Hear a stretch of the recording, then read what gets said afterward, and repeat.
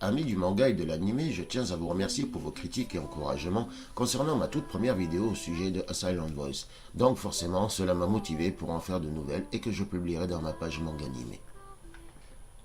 Voilà un long métrage qui devrait susciter votre intérêt car il nous parle d'une des époques des plus terribles qu'a connu l'archipel nippon et dont on parle peu, hélas.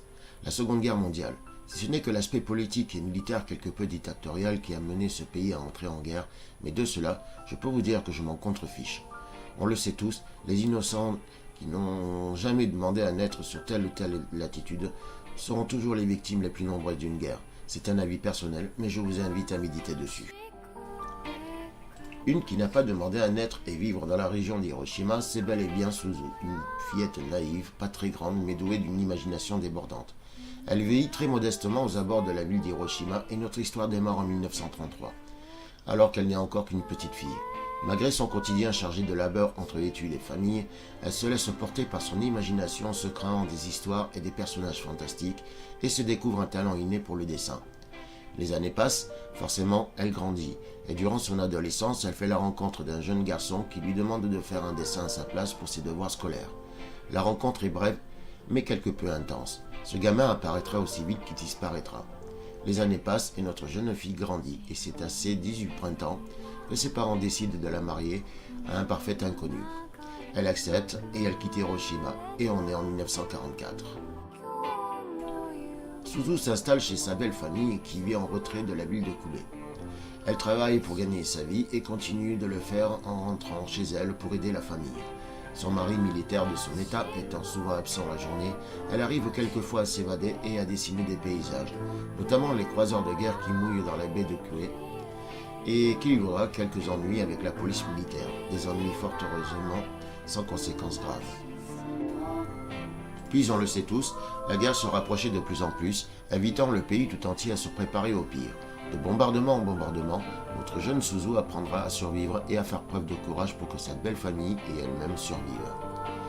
Elle prendra part à l'organisation des tickets de rationnement et participera même à la construction des abris souterrains où elle et sa famille seront forcées d'y être confinées, très souvent lors des raids aériens de plus en plus fréquents.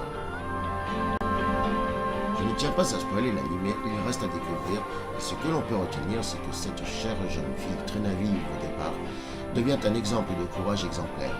On la voit évoluer au fur et à mesure que les années passent, et que la vie des Japonais devient de plus en plus difficile au nom du sacrifice de guerre. Son imagination et sa naïveté sont ses forces. Elle traverse cette sombre époque avec brio, car elle est d'un naturel très joyeux et déborde d'enthousiasme. Dans un recoin de ce monde, on est invité à une chronique biographique. Plus de 10 ans séparent le début à cette fin tragique qu'ont connue les habitants d'Hiroshima le 8 août 1945. Malgré un trait rond et enfantin dans l'illustration des personnages, tels que l'on peut retrouver dans l'anime Le Conte de la Princesse Kaguya, et aussi surprenant que cela puisse paraître, cette douceur est un contraste face au contexte amer de la guerre. Nous sommes soumis à sa violence et à sa cruauté, mais elle advient progressivement, doucement, comme si on devait profiter encore un peu de cette nonchalance et cette naïveté. Ce trait juvénile a pour particularité d'adoucir ces moments de violence. Ce n'est pas comme dans l'anime Le Tombeau des Lucioles où on erre dans du bruit du décoffrage dépeignant la guerre et toute son horreur. Non, là on est légèrement en retrait comme le titre l'indique. On y assiste à cette guerre, mais d'assez loin. Notre jeune protagoniste, je le rappelle, ayant quitté Hiroshima, sa ville natale, laissant derrière elle sa propre famille pour se retrouver à la campagne. Sa psychologie est très bien illustrée. On la sait naïve, rêveuse, mais elle est aussi étourdie et ayant toujours la tête dans la lune, comme si elle était en marge des événements aux alentours. Elle est toujours joyeuse, mais finalement bien soumise aussi. On ne voit qu'elle dans cet animé. Tous les autres personnages, voire même son mari, sont très accessoires. Après tout, c'est son histoire, mais on apprend surtout à aimer son courage grandissant. Ce petit bijou de 2 heures, tout de même, est l'œuvre d'un créateur d'anime dont nous avons parlé déjà, puisqu'il a réalisé My My Miracle. Il s'agit de Sunao Katobuchi. Il a adapté à l'écran le travail d'une mangaka connue sous le nom de Fujimo Kono.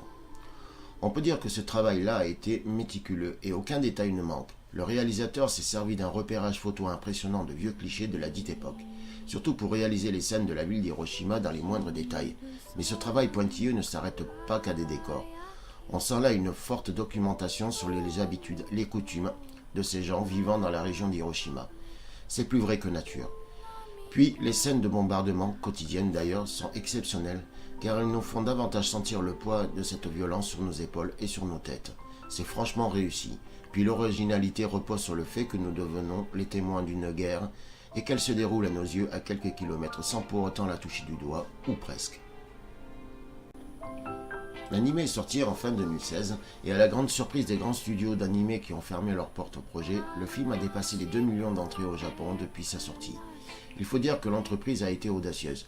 N'ayant pas le budget nécessaire pour réaliser ce long métrage, Sunao Katabuchi a fait appel à un financement participatif et a récolté près de 290 000 yens grâce à, tenez-vous bien, 3 374 contributeurs.